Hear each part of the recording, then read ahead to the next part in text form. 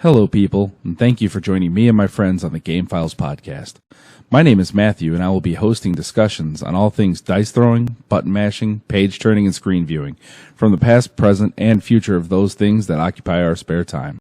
All right, welcome back to the show. We've got our normal special guest, Radis. Hello, hello. And joining us for the first time, we have Abby. Hi, everyone. All right. So today we're going to be... Good to have you, Abby. Yeah, it's very awesome to have you. It's been quite a while since we've spoken, but this is definitely a topic that's up your alley as far as our history is concerned. And we're going to be talking about the world of darkness. This goes along with our dice throwing topics. Obviously, for those who... I shouldn't say obviously. For those who do not know, the world of darkness, for us anyways, is a series of role-playing games that all of us dove into pretty extensively in our late-ish teens, early 20s. Mm-hmm. We're all old now, but that's okay. Happens to everybody. Nah. But, I mean, honestly, look at us. We look beautiful. I'm just saying. Don't look too bad. Thanks, man. Thanks. So anyways, basically, World of Darkness was kind of a thing we did all the time. I mean, it was like every weekend after we watched Toonami. Or whatever it was back in the day. We had large groups, small groups, did a lot of dice rolling with that. And primarily we did like I shouldn't say we because I'm going to speak for myself, did the vampire and werewolf sides of it. But we obviously dabbled in all of it, and I bought every single base book. But to get things started, Abby, since you're new to this, why don't you tell us about how you got into the world of darkness? Local comic book shop. Tomorrow is yesterday, which doesn't exist anymore. Sadly, I think it's Top Cut. We still call it world. Tomorrow is yesterday. Yeah. My dad used to bowl on a league when he worked for the school district, and he used to bowl at Don Carter. And so I would come along with him, and I'd go down to Tomorrow is Yesterday, which was a couple blocks down, and go check out stuff down there. So, and trying to think when I got into it, if I was like 16 or so, enjoyed vampires anyway. I remember Interview with a Vampire had come out a couple years prior. I was reading a lot of vampire books, and so when I saw something called Vampire the Masquerade, I'm like, what's this? And what's role-playing? Because I had never really known about role-playing before then. So I know Vampire was my intro to the world of darkness, and then quickly picked up Werewolf. And then I believe at the time I was pretty much picking up every base book as it came out. Yeah, so. It's an addiction when it comes to collecting that stuff, for sure. So much money spent on base books, so on books in general. Yeah. So, Radis, where'd you get your start? I know you were kind of not around us at that time. Yeah. So when I got into Star Wars RPG, just walking through the the hobby store that was on State that did trains and stuff over by Celebration Station. They did role playing games and books and stuff. So I picked up my Star Wars book there, and I was going through. There's a couple of people that are just talking about all these different games, and they're like talking about how like in depth this one game was. Like even you had to account for the electricity running through the wall, and I was like, whatever. And I was just getting into it. Come to find out they were talking about Mage. When I moved to Arkansas, started playing a few other games, and had a buddy introduce me to Werewolf. So I jumped into Werewolf and loved it. Just loved the story behind it, loved the setting. The group down there didn't really play a whole lot of vampires, but that group down there didn't really play like a game. Like it wasn't, we're going to sit down and play Werewolf. They played World of Darkness. So there'd be people, every once in a while we'd have one or two people play vampire, a lot of werewolves, and then I really got into Mage the Ascension. That is, of all the World of Darkness, is just my favorite one. I don't know, I just got into that power creep. If you've played World of Darkness, if you have a mage in your group, pretty much everyone else can be screwed if that mage is, built right, or, he's played for a while just because of the power of it. But just the whole setting, the dark setting, the fact that, there's a veil. So you're playing in a world that when you look out your window, that's the world you're playing in, but it's what's really going on out there is what you got into. And of course, being a horror buff, vampires, werewolves, mummies, anything along that line has always intrigued me. Everything from back in the day, picking up Bram Stoker's Dracula for the first time, and then just getting absorbed into anything that's just dark and all of that. So World of Darkness was just a natural step for me. Yeah, and I mean, during the late teen years or whatever, the whole goth thing was a thing, and I think we all dabbled in it at some point, if not fully went into it, because that was emo back then, right? I mean, it is what it is. It was before emo. We were emo. We were emo before emo. Yeah, that's so dumb. But for me personally, mine actually goes back a few years before all of that. I used to long story. I used to live by the river, and it would flood every year, but it was like every 4 or 5 years, it would flood to the point where we'd have to be evacuated. And in one particular year, we had to be evacuated by a helicopter, which was fun. So I have that experience under my belt. But we spent the next week at my grandparents' house. Well, my Uncle Andy still lived there. He's only a few years older than me, really, so not that big of a surprise.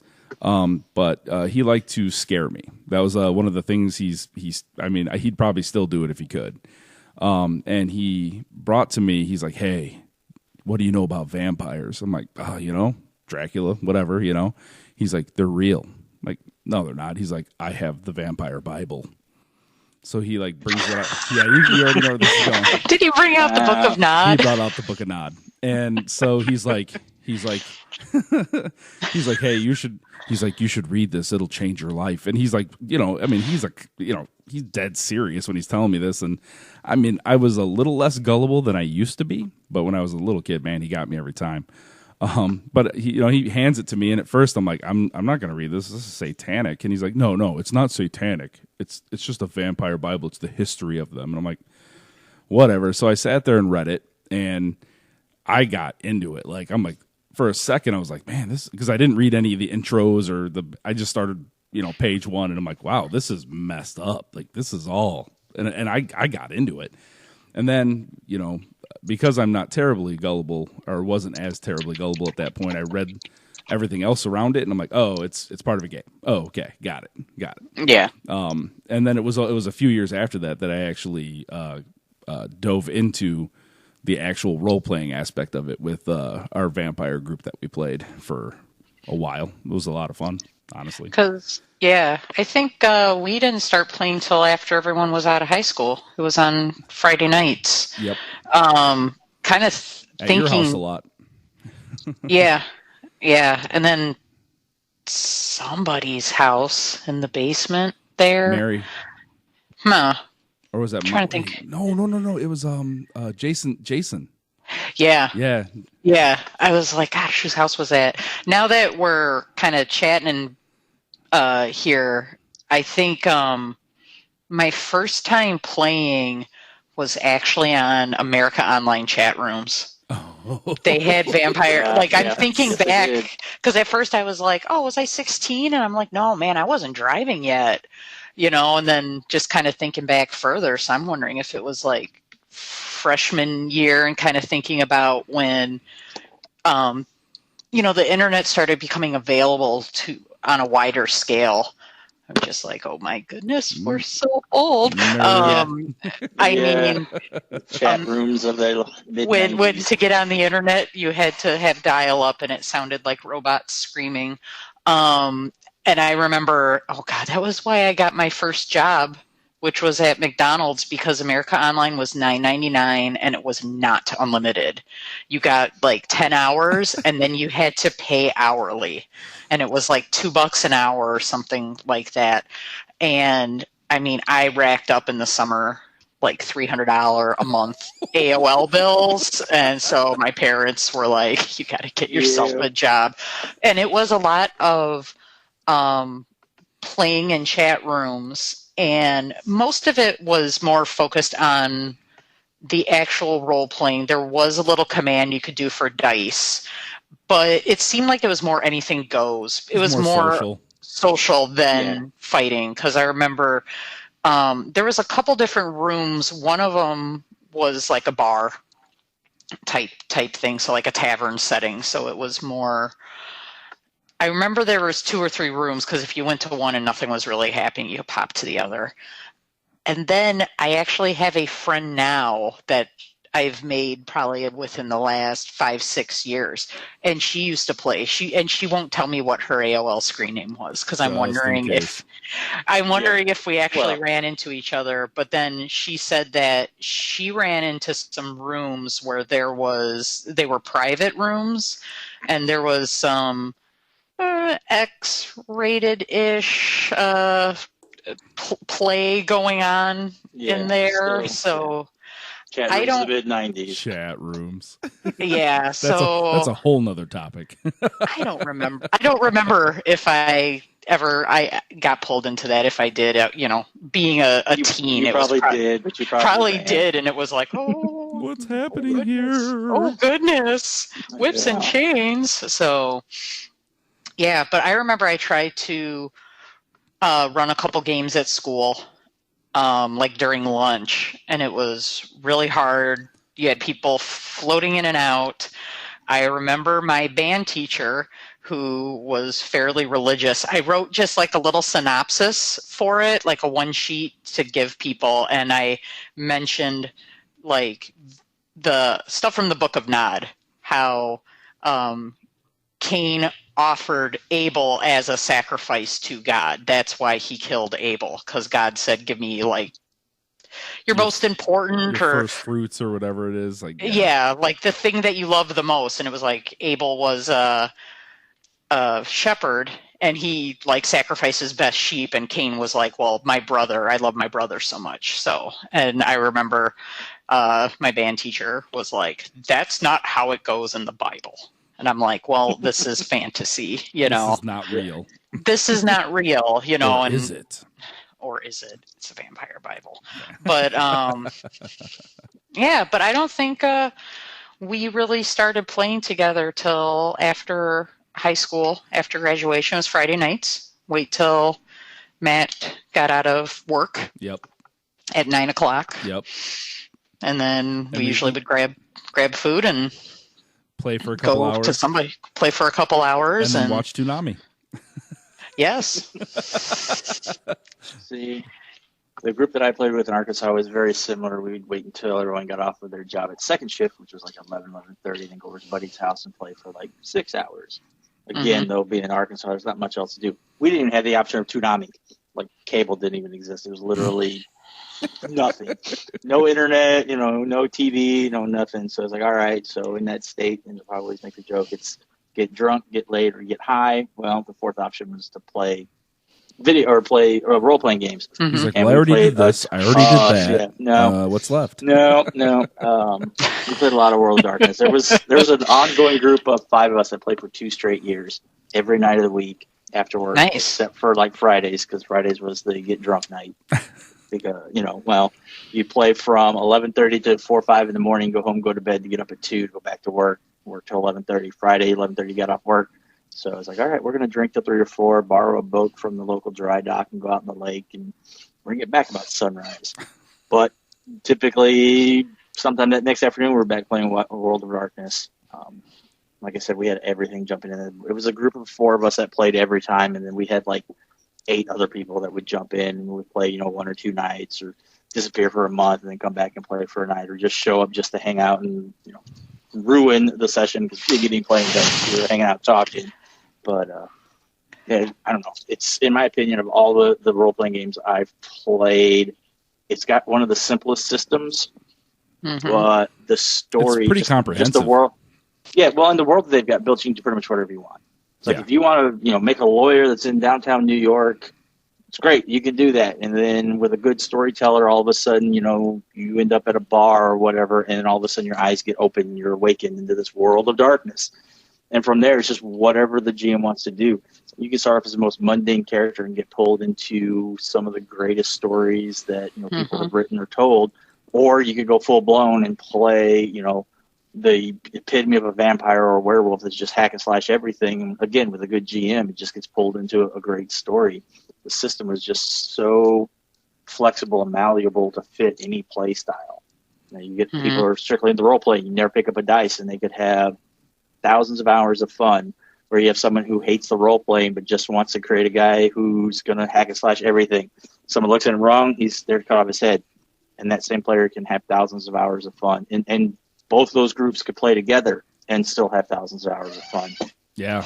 I mean, and that, you're right, because the dynamics of it is depending on what tribe, clan, blah, blah, blah, whatever order that you were in, depending on which game you played.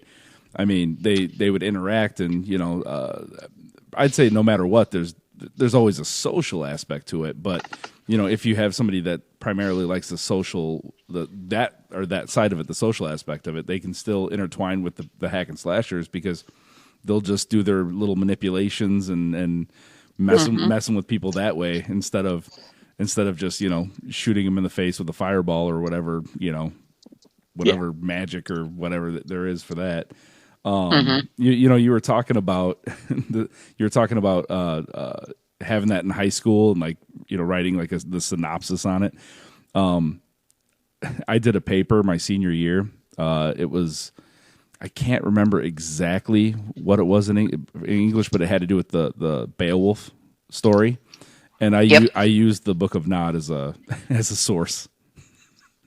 And so I was putting all kinds of weird stuff in there, and it was in my my source material, and I got an A on that because it's awesome. But I specifically remember again playing Vampire First. Friday nights we got to the point where we had, what was it, 13, 14 people in that one group? That group was a huge pain in the butt because it was too big. It was too big. It was too big. 3 of us were very well versed in the system.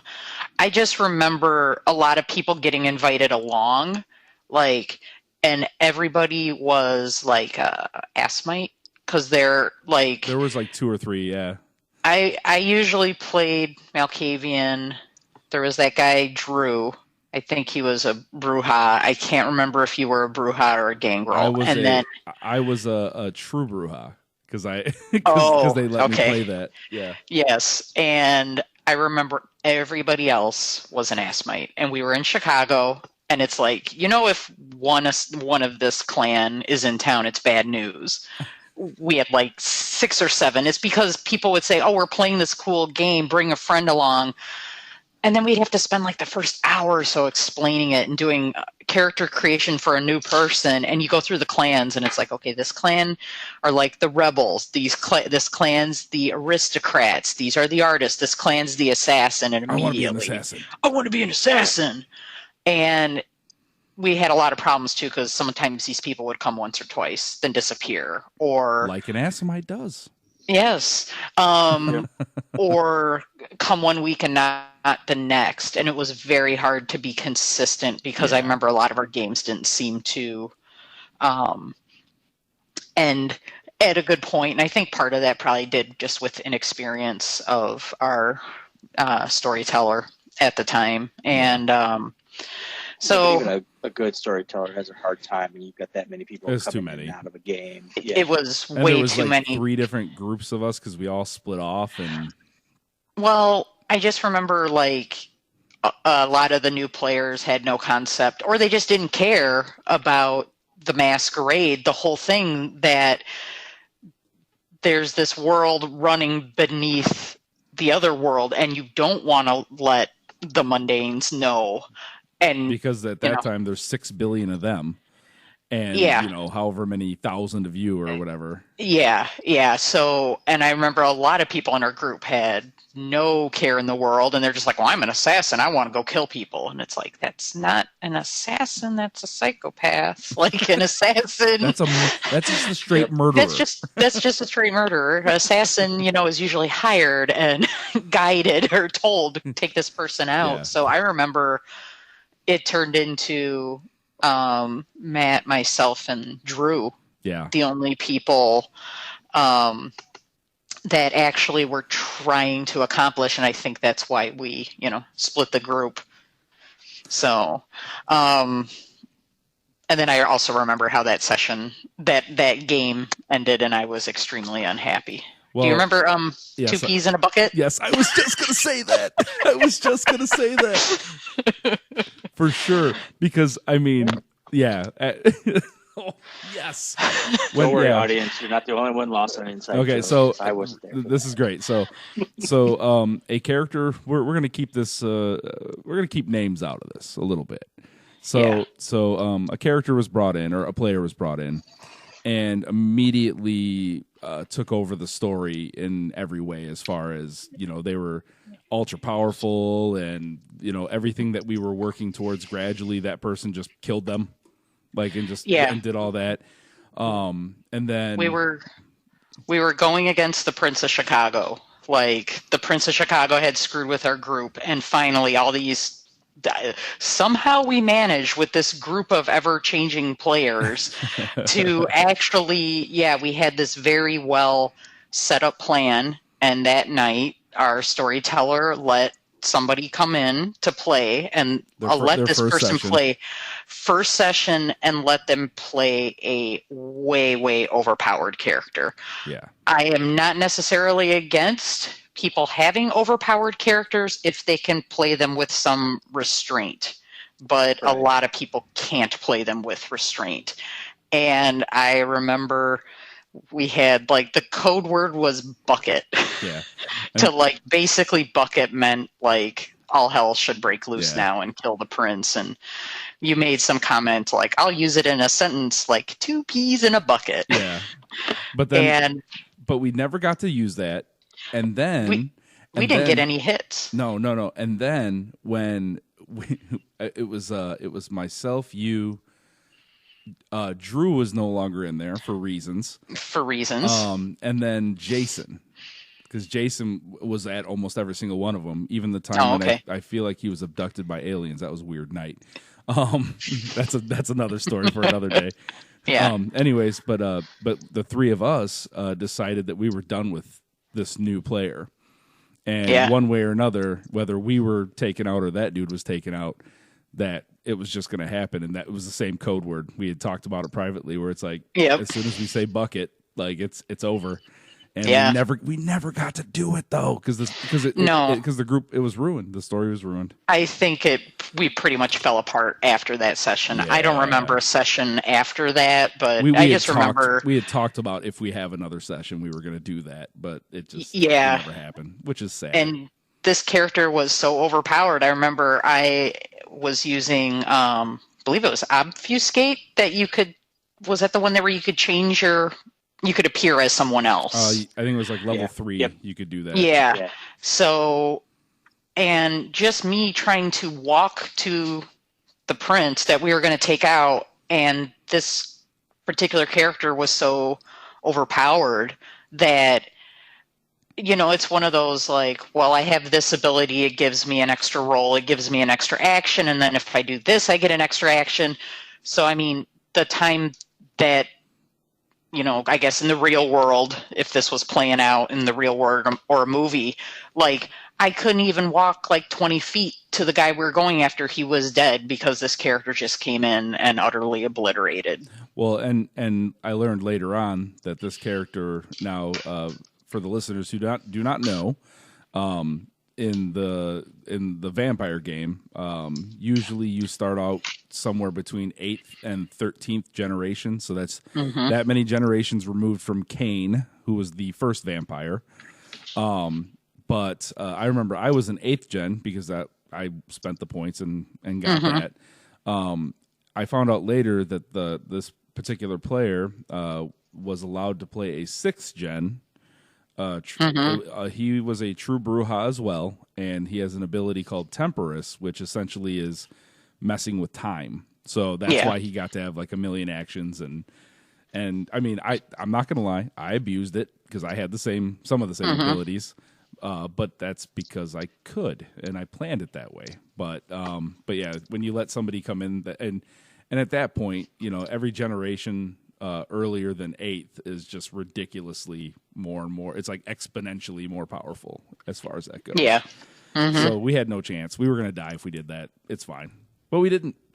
But we didn't, because I think after that we never played with that group again. And then we did. I want to say we did. Didn't we play Yeah. again? Wasn't that when we were going to the Lions? I can't remember. I think that was all part Was that all of part of it? that. Yeah, this ongoing Friday night group. And then I remember a couple of you guys moved down to DeKalb because you were going to NIU. That would be me. And we moved it down there, and that's when Ray came into the... And we did some somewhere along there. werewolf with him. And we did Werewolf. We That's had a what it Werewolf group that played for a little bit. We were doing like a Rage Across the Amazon campaign. I remember our characters wore loincloths. It was basically boots and loincloths because it's really hot in the Amazon, and you only have so many points to have clothes that shift with you. That I thought that was a really neat solution in Werewolf, that you can bind clothing and items to you, so you didn't have to worry about I just shifted back to human and I'm naked. And wherever you shifted do it, but now I've got to run across this downtown New York street butt naked at 2 p.m. That's going to draw attention anybody. It's fine. It's fine. So I remember we played that for a while, and then and I remember it was when we played that, it was kind of neat because when we were deciding, I mean, we chose what tribes we were part of. However, when it came to the moon sign, because the moon sign had a lot to do with your abilities as well.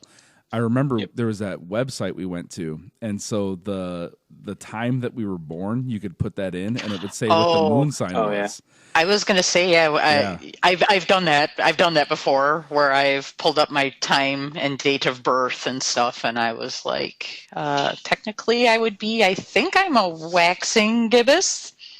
Or am I a waning gibbous? Right. I would be I think it's a Gallard, a storyteller. Yeah. But I tended to lean towards like Theurge, but but in real life, and I was born when the moon was like 98.9% full, so that was fun. Yeah. So I played and I'm probably botching the pronunciation, but I called it Naharan, but whatever, who cares? That was a hard stuff with the World of Darkness. Like, it took me a long time to pronounce, like, figure out Malkavian, but then it's like, is it a Shimase to Zime to, how do you Samitsi or Samitsi? Samitsi and Shimase are the two that I've always heard say. Well, so there were some clan names and some names of things that were just like, how do I pronounce this? Is it thaumaturgy or thaumaturgy? Potato. But I mean, it was. They were all fantastic. All the games that we played as that. And then I remember I ran. It was later on, and you were part of this. I ran a werewolf campaign, and it was. I don't think you were there the whole time, though. If I remember, I think you came in after we'd played for a while. If I'm not mistaken, I think you brought me in. I think there was 3 of us, and then there was technically 4 because of Jeff. But Jeff wasn't always there, so we gave him the sleep traveling ability just because. And it actually kind of made sense with his character.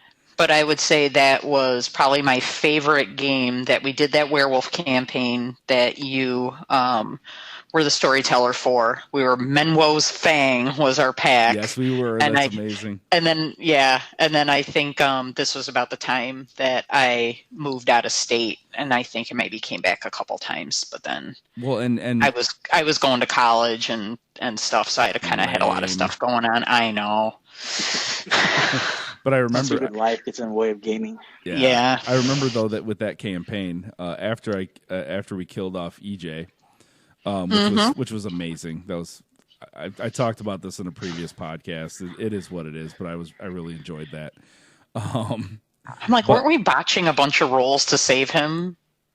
I think you were, and then I gave. Was anyone upset that? No, nobody was, and then Wow. I think he created a character and played like 2 more sessions, and that was the end of EJ. Yeah. But what was really sad about that campaign is all of the End of the World books had come out.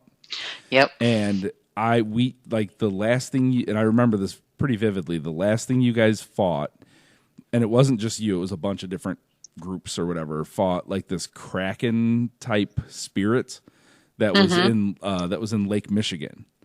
And I can't remember exactly how it went, but because of your guys' group basically doing the bulk of taking care of it, I can't remember if they cleansed, I think they cleansed the spirit or something, but then bound it to a switchblade that was given to you. Do you remember that? Yeah. And it was so I need OP. to find that character sheet. It's probably in a box somewhere for me moving a couple times. I know I haven't thrown it away because I have a binder with that character sheet. I think the one from the Rage Across the Amazon game. Awesome.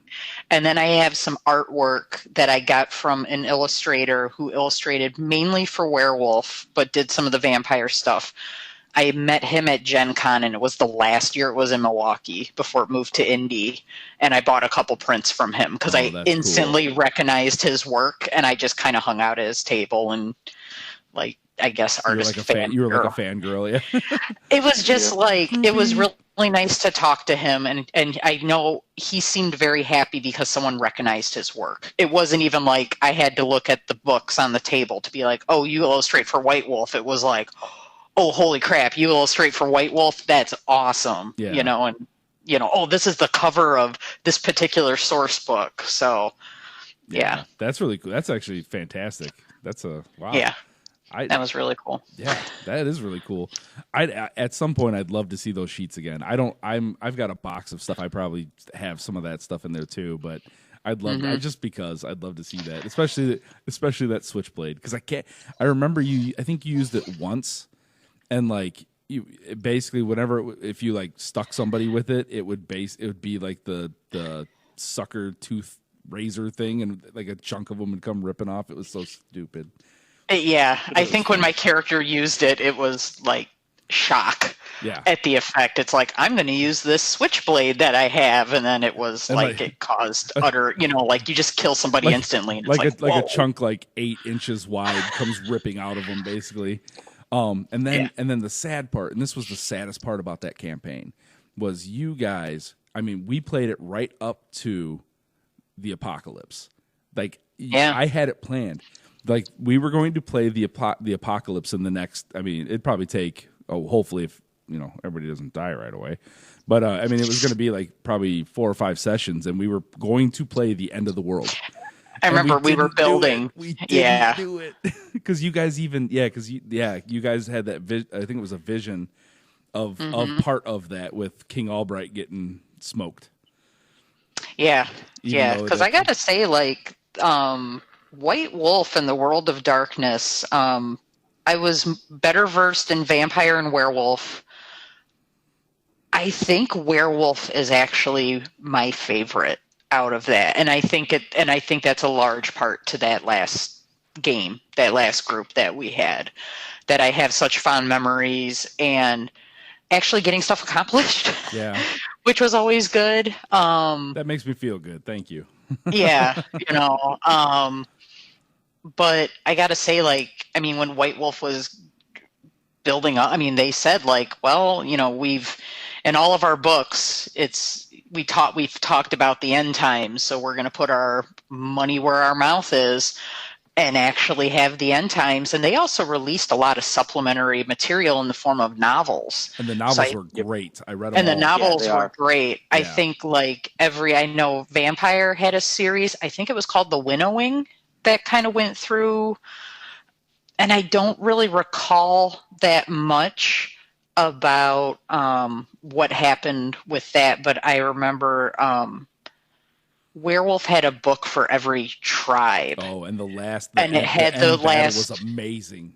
and it was like King Albright dying, and he's like, "Where's Mathew? Where's Mathew? Where's Mathew faster than death? He needs to tell this story." Exactly. It was so cool. Oh my god! Oh, the drama! Oh, the tears! Where he's looking around, and it's like, "There's that guy. There's that dead guy," and it's like, "Oh, it was all these people I know are dead." Yeah. Oh man! So wow. That was as good. someone who likes movies that kind of end on a downer. Let's hear it. Empire Strikes Back. Right. So, well, and I mean, I know this isn't related to the Whitewolf thing, but was it you and I that watched Wolf's Reign? Yeah, that anime, and that ends. That was another one that completely ended. Well, it ended on a downer, but then I think it was like the seeds. Mission accomplished. Mission accomplished. Although evil but still existed too. I recently had gone back and kind of read the synopsis of Wolf's Reign, and I was like, God, yeah, everyone was dying. Oh, and brutally, just at the end. But that to me, that felt like Werewolf. Like it. Once again, it was another apocalypse situation. If it's an apocalyptic situation, you gotta have body count. Yeah, and sometimes you don't win.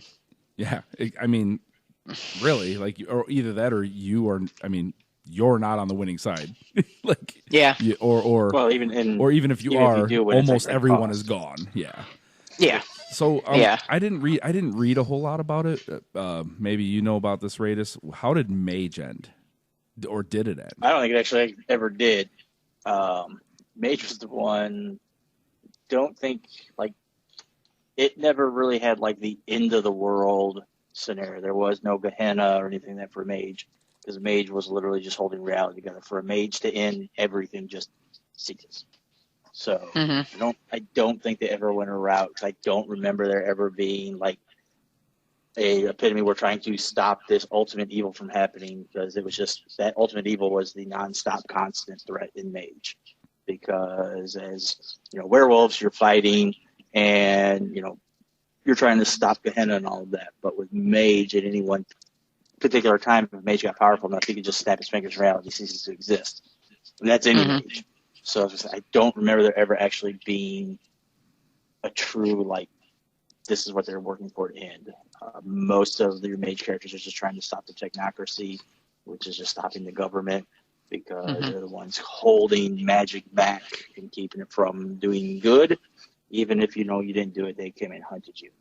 So, and then when it got closer to the end where they were putting out that stuff, we'd have moved on to other role-playing games. So I didn't really get into the end cycle.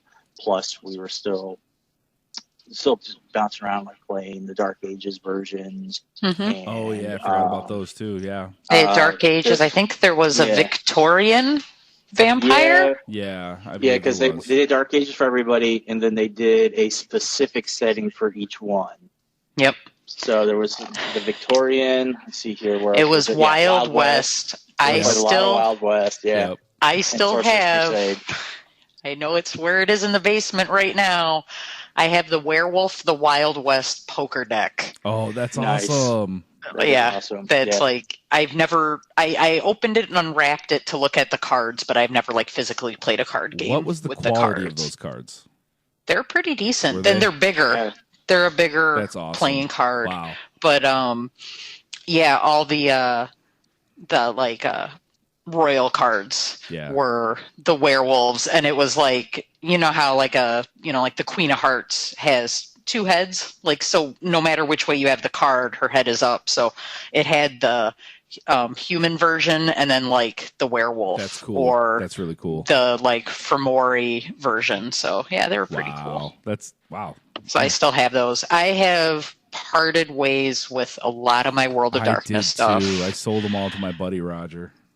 And I regret now that we sit here and reminisce, I'm like, oh, I kept my Werewolf, my books, from moving a couple times. And this wasn't just World of Darkness books. This was books in general. And I think after one of the last times I moved, just boxes and boxes and books are freaking heavy. Yeah, they are. So I kind of parted ways with a lot of stuff, and now I would love to play a vampire game. Some of my friends that I know do They this. used to play. They used to play Vampire. It's like, you guys want to play second gen Vampire, and they're down in Aurora, and we had kind of like kicked around, possibly playing a game. This guy, his license plate on his car says Ventru. Nice. So to this day. Well, I mean, Nice. we fully drank the Kool-Aid of all that. I mean, we had the pins. Yeah. Mean, you know, Oh, yeah. the books. I mean, we did. I've got a glaive around here somewhere in the box. Oh yeah, I remember that.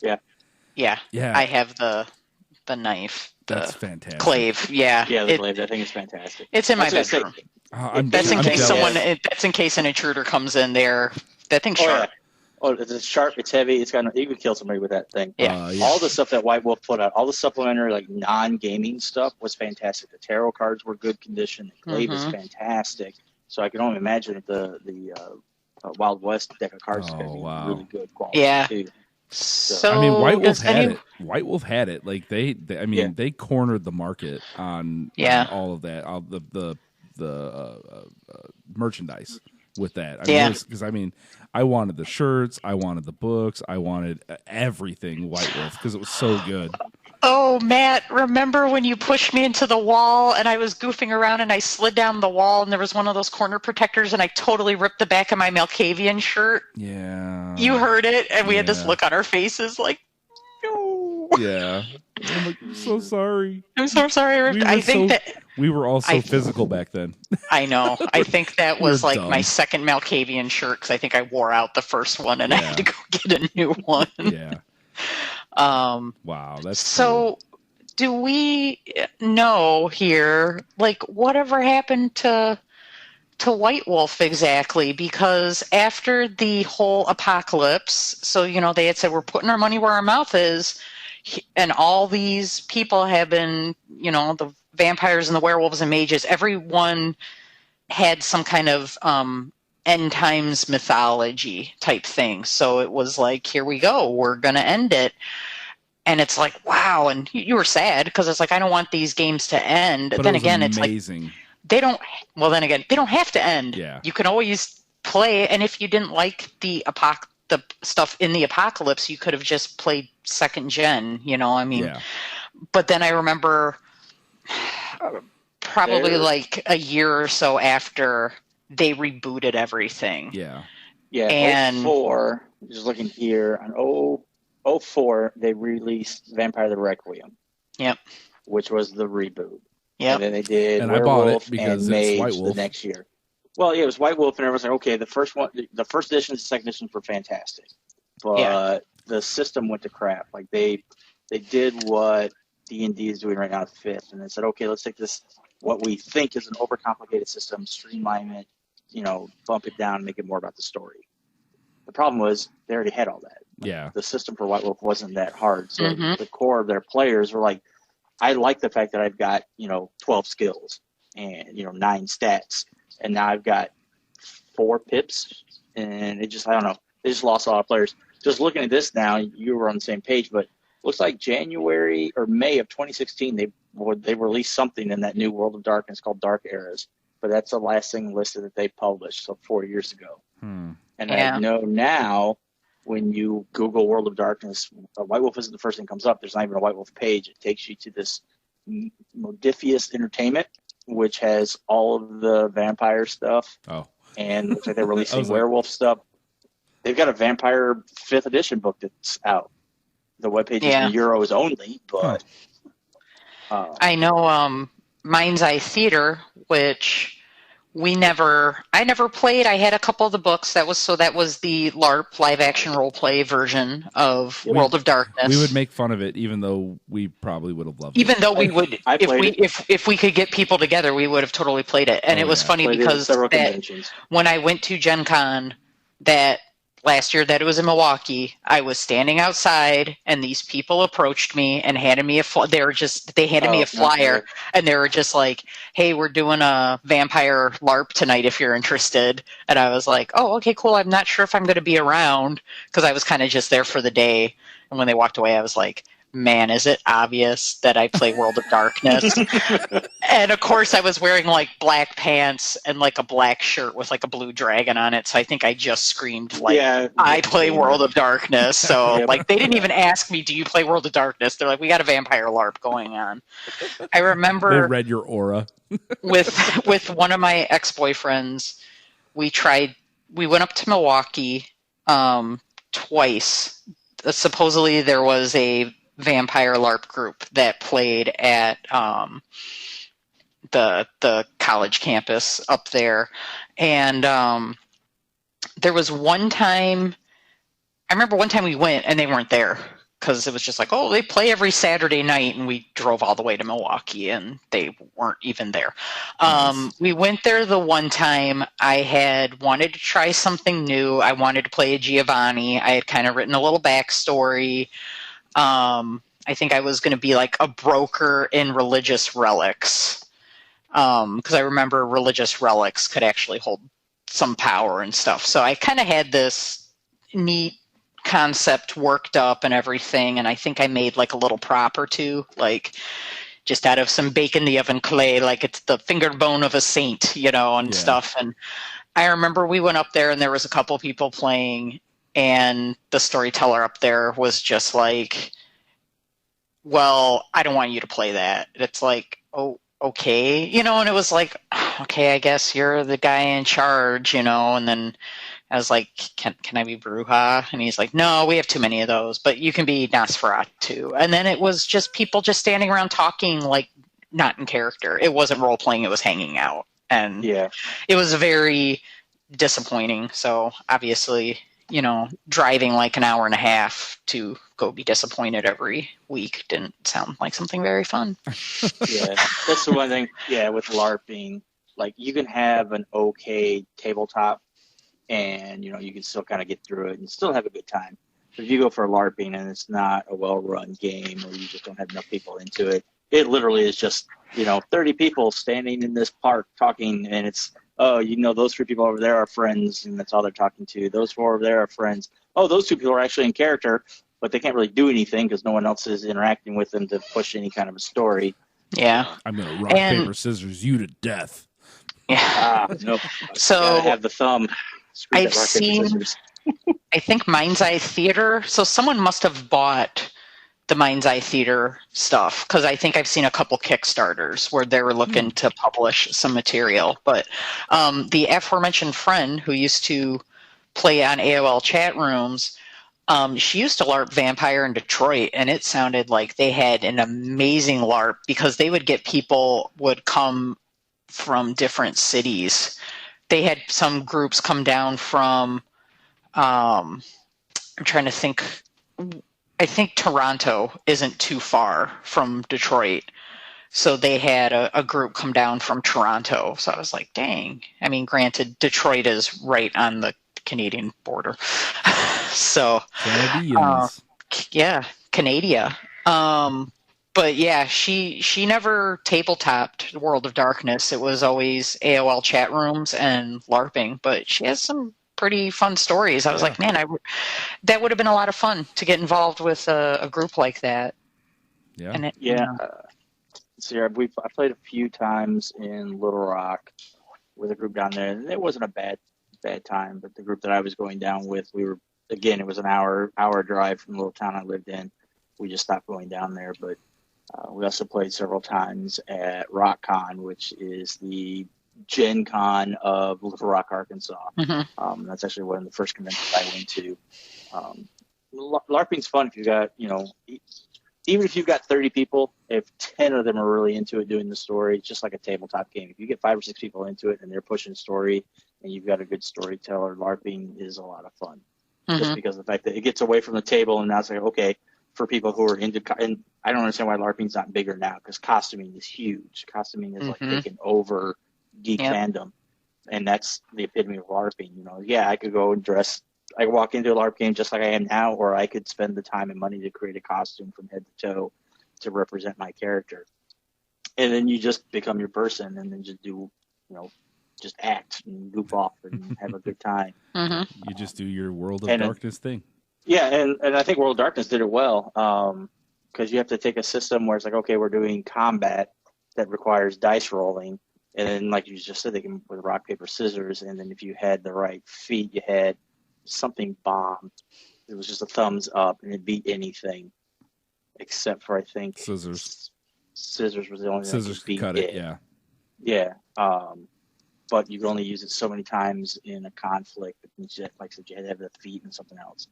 So it was interesting, and it allowed to streamline it so you didn't have to get bogged down with a lot of extra combat rules. Just walk up and try to punch somebody, or with Vampire, you could walk up to someone if they're not paying attention. A GM, you have a storyteller next to you. You go, okay, I'm gonna walk up behind this person, cut their throat. 3, 2, 1. It happens. Person wasn't paying attention to you. You just like you walked up and did it. So it really streamlined tabletop to LARPing. That's awesome. So, real quick, guys. So, World of Darkness. Any game, whatever, as far as World of Darkness goes. What is your favorite memory or story with that? And we'll start with you, Radis, because you're always on this podcast. So, put you on the spot. It's that session that we played for like 2 straight years. So my character was a marauder mage. Was a child brought over to the U.S. during Lewis and Clark, and got lost. My parents got killed, and I got found by a native tribe of Indians and raised and taught their ways of magic. First instance of the character we're using magic, he blows up the entire tribe, which causes him to rap. Well, his madness is now he sees Native Americans everywhere. He's walking down the street, and there's just groups of Native Americans. By the time the character's been developed, the character's learned to ignore most of those. About 6 months in that session, I have another buddy who joins the game who's going, I don't even remember what the character was. I just know that he was blatantly playing a Native American, full blown, born on it. Spent 3 months. My character never spoke to him because my character spent the entire book. That's an Indian. Indians aren't real. They don't exist. But he was the full blown headdress, rode the horse, used a bow and arrow. He may have been a werewolf and had a totem for a bow and arrow. But like we'd go just sessions. I wouldn't say anything to him. At a certain point, like 3 sessions in, he asked me, I was like, "Is Ray mad at me?" I'm like, "What do you mean?" They go, "Because he hasn't spoke to me in game. He's completely ignored me every session." And they laughed and let it go for a couple more days. And then we got talking out of session. It's like, yeah, and we got talking about characters. And it's like, yeah, my character sees Native Americans everywhere. And I just kind of ignore him. And he stops and looks at me. And he's like, "So you've been in character?" I'm like, "Yeah." He goes, "That's why." He's like, "Yeah, you're a Native American. My character doesn't even think you exist because you're part of his insanity." That's awesome. So it was just, it was great. Just no one told him until like several sessions in, and then he's like, "Well, that makes complete sense." And he goes, "Bravo for being a role player character." And I was like, "Well, thanks for not, punching me, thinking I was being a dick for 2 weeks." That's awesome. What about you, Abs? No, I feel like I've touched on a lot of stuff. I know some of them were aggravating, like memories, like, we got Bucket. PTSD about it. Bucket, and to this day, I still say that. Yeah. Yeah, so, 2 peas in a bucket. Two so peas in a bucket. Do you want me to make that the cherished memory? Sure, I mean, because it was fun. Is Bucket the fact that it's something that I've remembered, 20 years later. Yeah, 20 years later. Yeah. Oh, wow. Yep. Yeah. I was born 20. Possibly. Maybe 2021. It is 2020. 2022, Getting close to the end of 2021. Yeah. Yeah. Just remember. Yeah, that's the other thing. They were like, they talked about in high school, and it's like, that was in like 94. Holy crap. Mm-hmm. Shut up, Ray. I want to hear it. I'm the oldest one in this podcast, so I will keep bringing it up. Yeah. You all down with fine. me. But I'll throw generally, like that last werewolf game where we were building up towards the apocalypse, I just have just the overall warm, fuzzy feeling. And where all the games, but man, I just loved the mythology behind the werewolf game. And when World of Darkness decided to reboot, I picked up the vampire book and was really irritated because it seemed like they comboed a lot of clans together. And I just remember being like really bad, pissed off about Werewolf, because a big part of the original Werewolf game is you were born that way. And I just thought that was such a neat concept. And I had mentioned one time, it's like, I wanted to play a kinfolk game. So these were the people that were related to the werewolves, but genetically you did not get the gene, but you could see them. Yeah. But you were like the only, I don't want to say the only humans, because some hunters could, but the veil didn't work with you because you were related to them.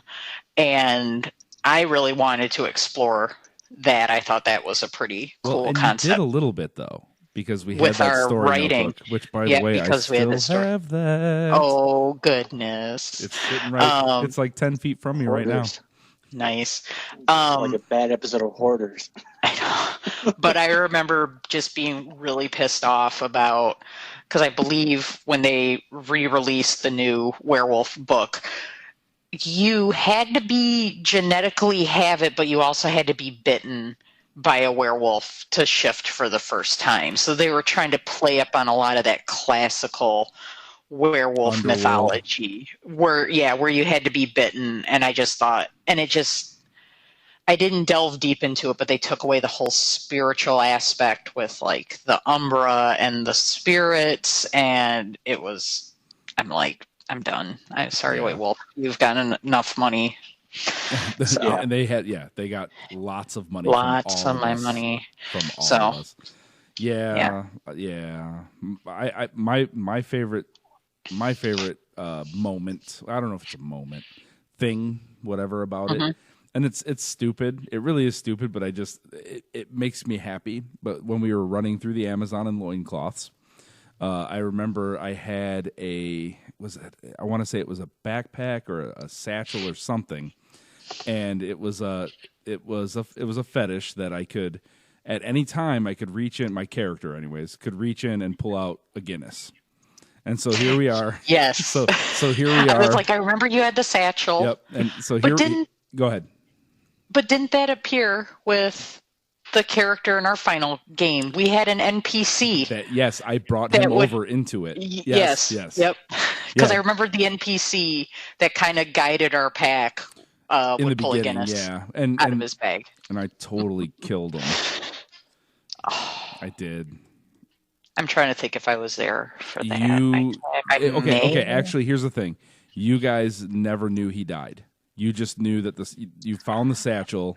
You killed him off screen. I killed. Well, it was going to be part of the story. It was going to be part of the story because he was part of your pack. And that was going to be part of the story. Was that as far as the apocalypse part of it was not only what were you obligated because you are werewolves, like that's your goal is to postpone / thwart it at the end. Like you knew it was going to happen, but that was going to be like that little bit of added bonus to it, where it's like, so you lost like this member of your pack, and so I didn't kill him off screen. He was going to die in front of you, but we didn't get there. Life happened. Yeah, because then there would be a lot of rage at that point, and rage was important. Yes. Yeah, that's awesome, man. This has been a great conversation. I've missed you. I really have. Aw. Thanks. I've missed you guys too. Yeah. Okay, so final thoughts, really quick. Do we want Whitewolf to make a comeback and pull all this stuff out again, or are we too old and not willing to spend the money? Well, there's this great place, it's internet's on computers now. Oh, shut your mouth. Where you can get PDFs and not have to spend the money. That's true. Or I eBay. would spend the money. Well, if Whitewolf came back and they were to put out second gen, or even if it was 5th edition but went back to the second edition setting and even closer to the second edition rules, like if the rules were different or whatever, but the setting was the same, the feel was the same, I'd have no problem dropping $40 to $60 on a couple books if I had a group to play on a consistent time. That's my problem here in St. Louis right now. I have a shelf full of board games. I have all kinds of books. I have all kinds of ideas and loves for games, but I'm finding that role-playing over the internet, while it is sating some of it, it just isn't the same as sitting around a table. We've had a D&D group going, our COVID I've got a D&D group. and a Pathfinder group going. D&D's every other week, Pathfinder's every week. And it's like, I'm enjoying them, but it just doesn't, it's not the same as sitting around a table. No. Yeah, we've been playing a Star Wars, I've been playing a Star Wars game, and the books are on the table. I forgot what it's called. D6, D20, which one? Do you know? It's the one with the newest one. It has all different kinds of dice that are game specific. Yeah, it's something of the Force. Yeah. I've seen it. The last version they put out. Yep. We had session 0 at the beginning of March to do our character sheets and to kind of hammer out the mechanic stuff right before COVID. It was Pi Day because one of our guys brought pie, and it was right before COVID. So we used something called Fantasy Grounds that you can build your character sheet in. So we were doing Fantasy Grounds and Discord. Our group is really small. There's 4 of us total. So we recently resumed playing in person. Nice. So we decided, but we played for Rona be damned. Yeah. I'm sorry. If you're a true gamer, you have gamed in some of the worst situations and worst health that you ever have. So most gamers are going to be immune to it. Also, if you've ever been to a gaming convention, you've been exposed to everything. Yeah. So I think we're firmly within the, our gathering is of 4 people. But if stuff tightens up again, we'll probably go back to Discord. But it is nice to have, the in-person. Yeah. The in-person. But that was, it was a good solution. Yeah. So, I mean, to keep it going at least until, whatever this is blows over. But I got to say, World of Darkness was my entry into tabletop role-playing games. It was, I remember being confused at first, but then once I figured out the playing system, I thought the 1 through 10 playing system was fantastic because we played a D&D game before this Star Wars game, and I still have no idea how the hell my stats were calculated. What edition? And when we're done with this, I can help. Probably fifth, I believe. We're playing current, so 5th edition. But yeah, I'd be so I have a 3 in this. Is that good? Because I remember with a lot of the games, usually you started with 1 through 5, and then as you got better, you can increase your stats up to 10. But I think 3 was the average. So if you had 3 athletics, you had average athletics. You had 4, then you were above average and stuff. So with D&D, I was like, what's the scale? Is it 1 through 10? Is it 1 through 100? So I just thought it was a really good system. And as when they kind of rebooted everything and then they completely changed the system too, it was no bueno. Yeah. Why Whitewolf? Womp womp. Yeah. Womp womp. Yeah, well, that's why 2016 was their last publication. Yeah. And at a certain point, Gen Con was Whitewolf. Yeah, you had your room of D&D, but it was Whitewolf everywhere. Whitewolf and Wizards of the Coast. Yeah. Will probably be the other big game. So I'm just kind of curious if, like I said, what exactly happened to Whitewolf?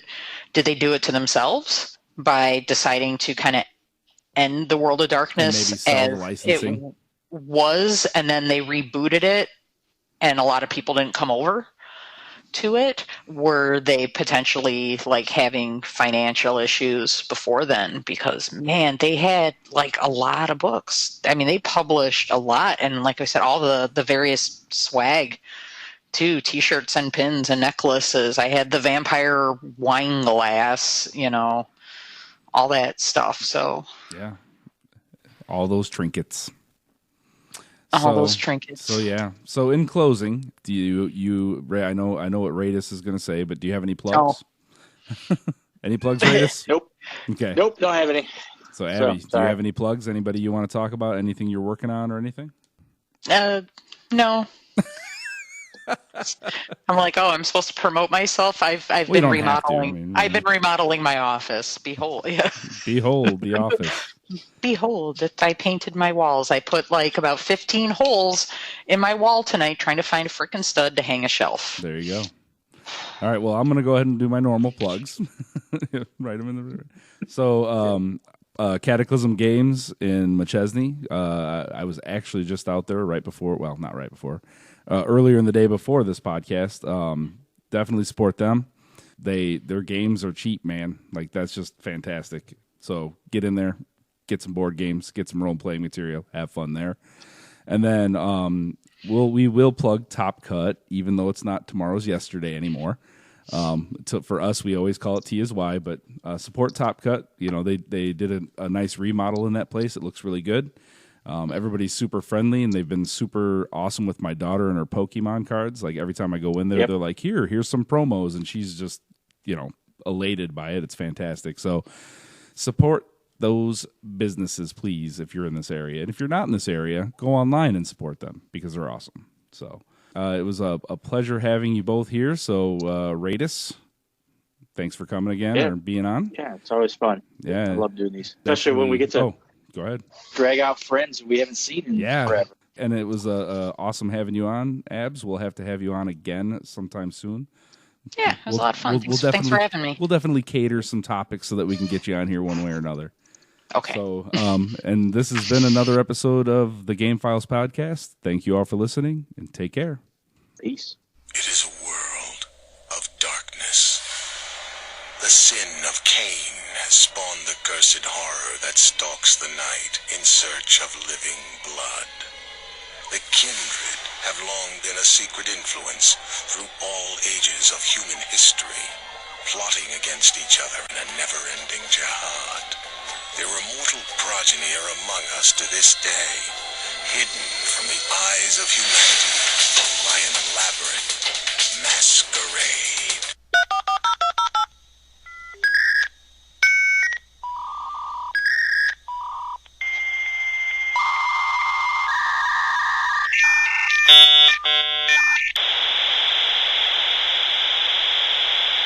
Welcome. You've got mail. File's done. Goodbye.